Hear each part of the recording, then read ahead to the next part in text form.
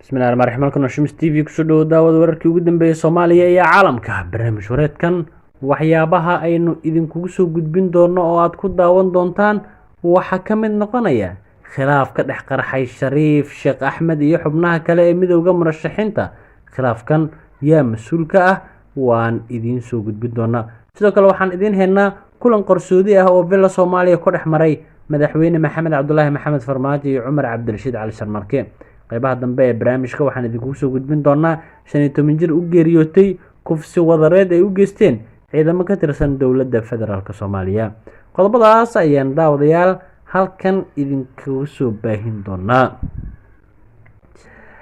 aynu ku bilownay golaha midowga murashaxiinta mucaaradka ayaa waxaa ka dhex qarxay khilaaf la xiriira qaabka loo wajahayo sicitaanka khaladaadka doorashooyinka dalka iyada oo xubno ka mid ah ay ka soo horjeedaan tallaabooyinka qaar sida ay ogaatay Shumis TV ila wareedyo ku dhadhow golaha ayaa Shumis TV waxay ka soo xigatay in khilaafkan uu si gaar ah ugu dhaxeeyo gudoomiyaha golaha Shariif Sheekh Axmed iyo xubno kale xogta aynu helnay waxay sheegaysaa in Shariifka uu ka soo horjeedo tallaabooyinka xasaasiga ah ee golaha ay qorsheeyeen sida shirkii ay ku baaqeen iyo dhisidda golo sare ee dalka oo aan u baahinay dokumentiga la xiriira dhismeedkiisa wararkii aynu horay idinku soo gudbinay Shariifka ayaa sidoo kale tole la soo sheegaya inuusan waxba ka ogeyn war saxaafadeedkii ka soo baxay golaha ee ku baaqayay shir la isugu yimaado 10 December wuxuuna ku soo beegmay maalin kadib markii uu madaxweynihii hore ka dhoofay magaalada caasimadda ah ee Muqdisho war saxaafadeedkaasi waxa lagu yiri golaha waxa uu cadaatay inaysan jirin cid xil iska saaraysa joojinta boobka doorashada iyo waliba taabagelinta tallaabooyinka lagu saxayo waxa kale oo cadaatay in mas'uuliyiinta heer federaal iyo dowlad goboleed aysan dan ka lahayn doorasho hufan oo daafuran natiijadeeda la isla aqbalo si dalka looga badbaadiyo qalalaas iyo waliba xasiloon dar siyaasadeed iyo mid amni khilaafkan ayaa waxaa sidoo kale tole baraha bulshada ku muujiyay kaliya Shariif Cabdinaasir Maxamed Sheekh Nuur ahna xogayaha maaliyadda xisbiga Hamil Qaran waxa uu qoraal uu soo dhigay Facebook-kiisa ku yiri dareen siyaasadeed oo darajo lagu doonayo iyo waliba dow kasta oo waqti durugsi lagu doonayo dowladnimada iyo waliba dalka nooga dumaya dalkan dawadiisa waa doorasho oo la saxa lana dedejiyo duulkii dow kale noo duwa dalkan iyaga dumin doona hadalkaas sarbeebta ah waxa la leeyahay mucaaradka ayuu ku wajahan yahay oo biidhac hadalka waxa uu yahay dagaal iyo waxa siyan la aadinay sixitaanka doorashada wada hadal iyo arrimahaas oo kaliya uun lagu dayo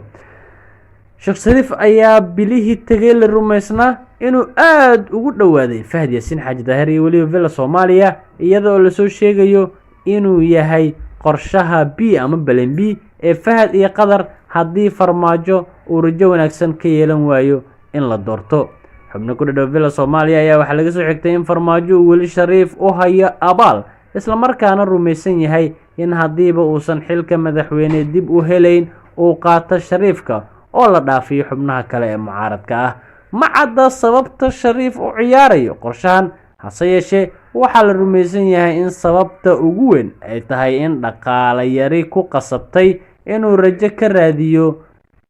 dhanka iyo waliba Fahad Yaasiin Xaaji Daahir waa hagaag bal kulamadan xasaasiga ah haddii aynu daawadayaal ku sii soconno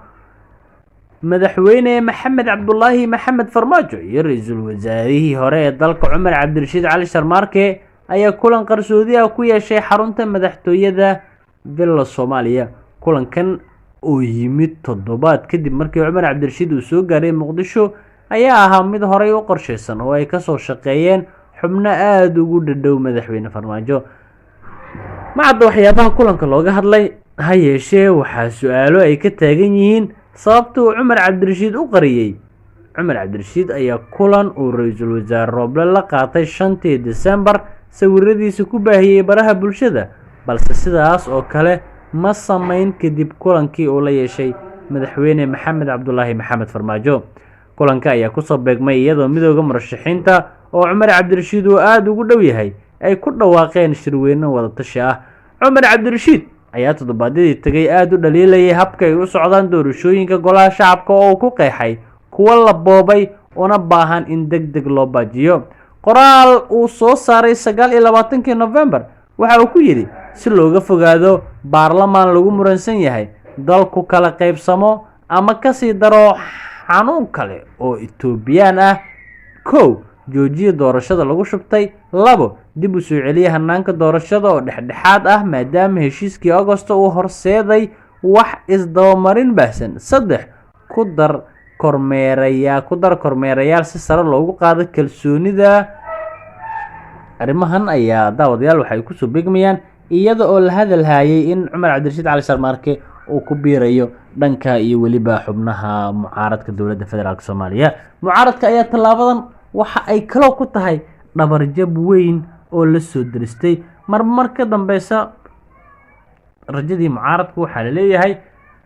daawadayaal waa ay sii dhimanaysaa. Markana arrin murugadeeda leh daawadayaal 15 jir gabar ah ayaa u geeriyootay kufsi wadareed ay u geysteen ciidamo ka tirsan dowladda federaalka Soomaaliya. Faahfaahin dheeraad ah waxaa laga helayaa xogta gabar 15 sano jir ahayd oo kufsi wadareed lagu geystay deegaanka Janaale ee gobolka Shabeellada Hoose, taasoo tacadigii loo geystay dartii ugu geeriyootay cisbitaal ku yaala magaalada Marke ee caasimadda gobolka Shabeellada Hoose. In ka badan 10 askari oo ka tirsan ciidamada dowladda Soomaaliya ku sugan Janaale iyo rag kale oo aan askar ahayn ayaa la sheegay in kufsi wadareed ay Janaale ugu geysteen gabadhaasi. Gudoomiyaha deegaanka Janaale oo wareysi siiyay warbaahinta gudaha ayaa sheegay in hadda ay guddi u xil saareen baaritaanka kiiskaasi isla markaana ay jiraan dad loo soo qabtay inay ka dambeeyeen falkaasi. Gabadhan oo lagu magacaabi jiray Zahra Cali Maxamuud ayaa ku geeriyootay cisbitaal ku yaala magaalada Marka oo loo geeyay in lagu dabiibo sida uu xaqiijiyay gudoomiyaha deegaanka lagu dhibaateeyay gabadha ee Janaale. Gudoomiyaha ayaa sheegay in ragga gabadha kufsaday ay isugu jiraan askarta militariga Soomaaliya ka tirsan iyo rag kale oo shacab oo ciidanka la joogay. Sidoo kale gudoomiyaha ayaa intaas ku sii daray in saacadaha soo socda ay shaacin doonaan warbixin dhammaystiran oo ku saabsan qaabkii u dhacay falkaas kufsiga ah iyo geerida gabadha. Waxa kale oo uu sheegay in saraakiisha ciidamada xoogga dalka ee ku sugan Janaale iyo maamulka deegaankuba ay iska kaashanayaan baaritaanka kiiskaasi oo meel halis ah gaaray sida uu hadalku dhigay. Gudoomiyaha waa uu ka gaabsaday inuu si rasmi ah u sheego gabadhan la kufsaday, askarta kufsatay, cidda ay hoos tagtaan iyo waliba ilaa ay haatan inay jiraan xubno ka mid ah dadka dhibaatadan geystay oo xabsiga la soo dhigay amaba sharciga la horkeenay. Gabadha qoyskeeda ayaa waxay iyaguna dalbanayaan in loo cadaalad falo maadaama dhibaato daran loo geystay oo gabadhooda 15 jir ah dad ka badan 10 ruux ay dhibaatooyin u geysteen. waa hagaag ugu dambeyntiina daawadayaal akhbaaraadka dibadda haddii aynu aadno wasiirkii hore ee socdaalka dumarka wadanka aynu kugu celiyay daawadayaal ingiriiska wararkooda haddii aynu aadno wasiirkii hore ee socdaalka Denmark ayaa lagu xukumay 2 bilood oo xarig ah kadib markii maxkamad gaar ay ku heshay dembi ah inay si sharci darro ah u kala geysay dhowr lamaane oo magangeliyo doon ah halka xubinta dumarka ah ay ahayd mid aan qaangaarin. Inger Støjberg waxaa lagu helay dembi ah inay si ula kac ah ugu xadgudubtay sharciga mas'uuliyadda wasiirka ee maxkamadda dembiyada ee Reelma ku tiri hadal ay soo saartay iyadoo intaas ku sii dartay in ciqaabta la dhigay 60 maalmood oo xabsi ah. Støjberg ayaa waxaa lagu eedeeyay in ku xadgudbay xeerka xuquuqul insaanka ee Yurub iyadoo amray in la kala saaro lamaanayaasha magangeliyo doonka ah oo qaarkood ay caruur dhaleen iyadoo xubinta dumarka ah ay ka yar tahay 18 jir. wasiirkii hore waxay ku adkaysatay in aanu wax dembi ah gelin iskana fogeysay dacwadda gaarka ah ee bilaabatay Sebtembar sanadka 2016. 23 lamaane oo intooda badan da-aadooda aada u yaryareed ayaa la kala saaray iyada oo aan si gaara loo baarin kiiskooda iyagoo raacaya tilmaamaha wasiirka. Kadib waxaa la dhigay xarumo kala duwan iyadoo kiiskooda la baarayo. Inta ay xilka haysay waxa ay sidoo kale toole ansixisay sharci ogolaanaya in lala wareego hantida muhaajiriinta si loogu maalgeliyo daryeelkooda inta ay joogaan Denmark. Waa markii saddexaad oo tan iyo 1910kii siyaasi loo gudbiyey maxkamad gaar ah gudaha Denmark, taasi oo loogu talagalay in lagu maxkamadeeyo wasiiro ku kacay wax isdabamarin ama dayacaad ay sameeyeen inta ay xilka hayeen. guud ahaan wararkeennii daawadayaal waa naga intaa. bismillaahi raxmaani raxiim. kulanti wacan oo wanaagsan idil ahaantiinba daawadayaal kusoo dhawaada barnaamijkeennii dhabka hadal oo qodobkani aynu ku eegi doonno wararkii ugu dambeeyey ee dhankaas iyo dalka Ethiopia, gaar ahaan colaadaha ka holcaya waqooyiga dalkaasi Ethiopia. hay-adaha u dooda xuquuqul insaanka iyo xukuumadda dhexe ee dalka Ethiopia ayaa la sheegay inay madaxa ama goradda iskula jiraan khilaaf culusna uu ka dhex taagan yahay. sidoo kale waxaynu eegi doonaa wararkii ugu dambeeyay ee ka imanaya jabhadaha hubeysan ee ka dhaqdhaqaaqaya gobolka Oromada ee isla dalkaasi Ethiopia. waxaa dhinaca iga fadhiya wariye Ilka Case oo arrimahani soo xuraamay isla markaasina la socday. Ilka Case ugu horeyn bal soo dhawow. haddii aynu ka horeyno dhanka Oromada oo waayahan dansaneyd waxaa la leeyahay waxaa yar dhaqaaqaya see wax u jira. guridow aad u mahadsan tahay daawadayaashan aan salaamayna meel kastoo joogaan. gobolka Wolega ee deegaanka Oromada waxa uu kamid yahay meelaha ay aadka uga dhaqaaqday jabhadan Ola ee Oromada ee hubeysan ay waliba dagaalada ka wado oo marar badan iska horimaadyo iyo dagaalo culus iyaga iyo ciidanka dawladda oo halkaasi ku dhaxmaray. sida wararkii ugu dambeeyay hadda naga soo gaarayo gobolkaasi ay sheegayaan jabhadda iyada sida ay sheeganayso afayeenka jabhadaasi u hadlay waxa uu sheegay in dagaalo aad u qaraar ay la galeen ciidamada dawladda ee gobolka Wolega ku sugan. wuxuu sheegay in ay ka qabsadeen dhul uu ku sheegay ilaa dhowr magaalo sida magaalo lagu magacaabo Bagi iyo sidoo kale Asosa oo gobolkaasi ka tirsan. ayuu sheegay in dagaaladii ugu dambeeyay ee ciidamada dawladda ka qabsadeen oo si buuxda ay gacanta ugu dhigeen. sidoo kale afayeenka jabhadda Ola u hadlay wuxuu sheegay in saldhiggii ugu weynaa ee ciidamada dawladda Ethiopia ay ku lahaayeen gobolka Wolega ee deegaanka Oromada ay iyagu si buuxda hadda gacanta ugu hayaan isla markaana ay ka qabsadeen oo gabi ahaanba ay ka saareen ciidamadii dawladda ee halkaasi ku sugnaa. marka aad fiiriso dawladda dhankeeda ilaa hadda wax hadal ah oo ka soo baxay oo ku aadan xogtan ay Ola shaacisay ee ku aadan gobolka Wolega iyo dhacdooyinkii ugu dambeeyay ee ka dhacay ma jirto. saan ognahay jabhadan muddooyinkii u dambeeyay waxay aad u sheeganayeen guulo iyo in deegaana ay la wareegeen oo ay gacanta ku dhigeen isla markaana ay u sii socdaan magaalooyin kale oo ay doonayaan in ay gacanta ku dhigaan. marka jabhadda waxaa moodaa in ay waxoogaa taatika iyo waxa weeye qorshe iyo maartay farsamooyin ay ka barteen dagaalka waqooyiga Ethiopia ka socda. TPLF markii magaalooyinka ay qabsanaysay waxay dhigi jirtay magaalo Hiblaayo istiraatiijiyan qabsana waxaan u soconaa magaalo kale oo muhiim ah. dawladda hadda markii tobaadii la soo dhaafay ra'iisul wasaaruhu uu dagaalka Ethiopia hogaaminay magaalooyin badan ay TPLF ka qabsadeen waxay lahayd magaalo Hiblaayo iyo oo istiraatiiji hayaan TPLF ka xoreynay waxaan u sii soconaa oo ku sii jeednaa oo aan doonaa TPLF inaan ka saaro magaalooyin kale iyo dhul kale oo muhiim ah. jabhadda Oromada marka waxay moodaa halkaas in ayagana 10 ay ka qaateen. marka waxay leeyihiin maadaama gobolka Wolega saldhiggii ciidanka ugu weynaa aan gacanta ku dhignay isla markaana sidoo kale aan qabsanay magaalooyinka Bagi iyo Asosa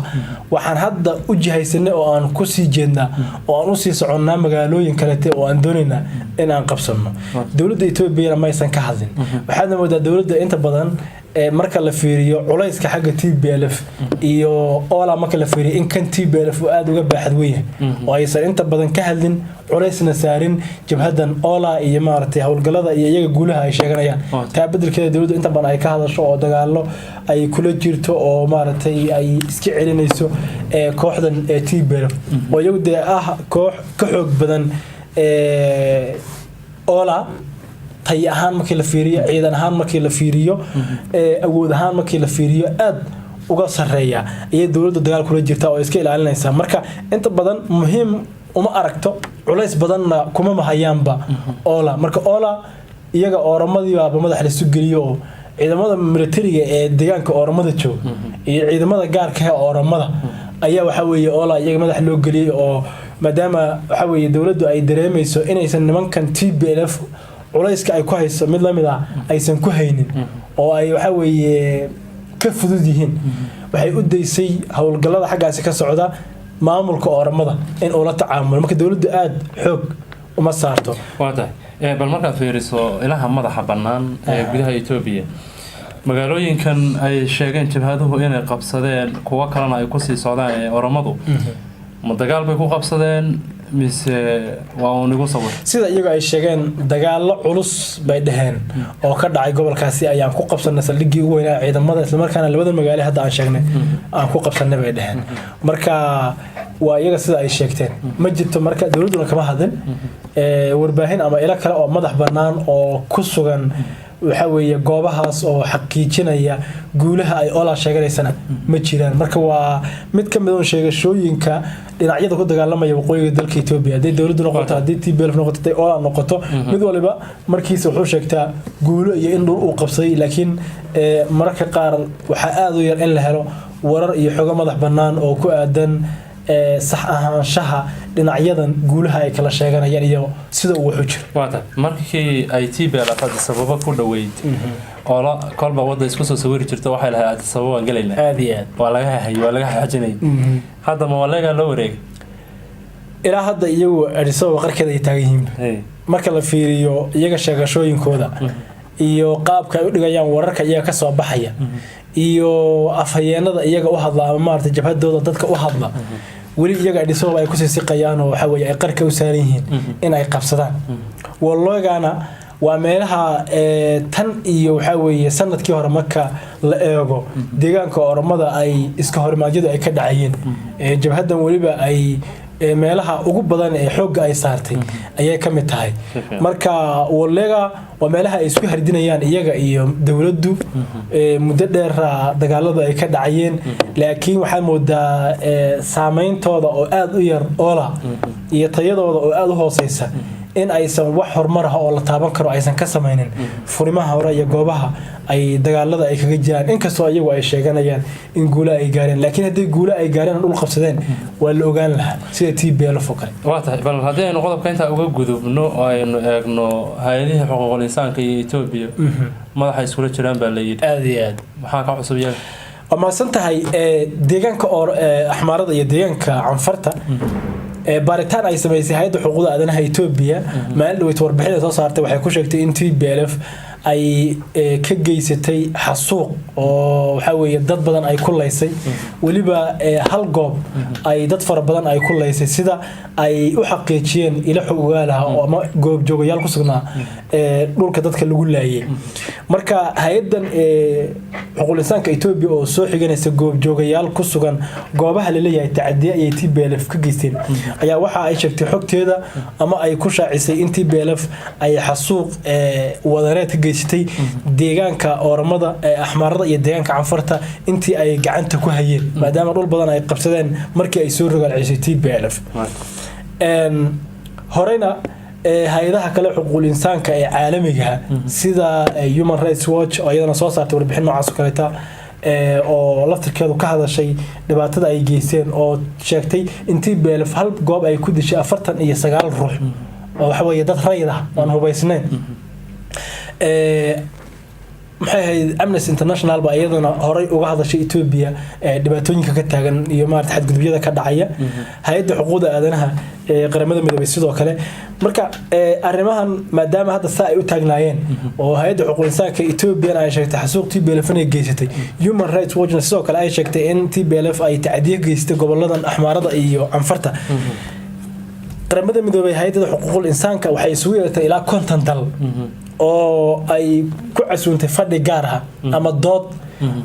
la qabanayo oo looga arinsanayo tacadiyada ka dhacaya gobolkan ama maaragtay waqooyiga dalka Ethiopia ee ku dagaalamayaan dowladda federaalka Ethiopia iyo kooxdan TPLF dowladda Ethiopia marka arintan way ka biyadiday wayna dhibsatay wasaaradda arrimaha dibadda dowladda Ethiopia oo warbixin ka saartay arintan waxay sheegtay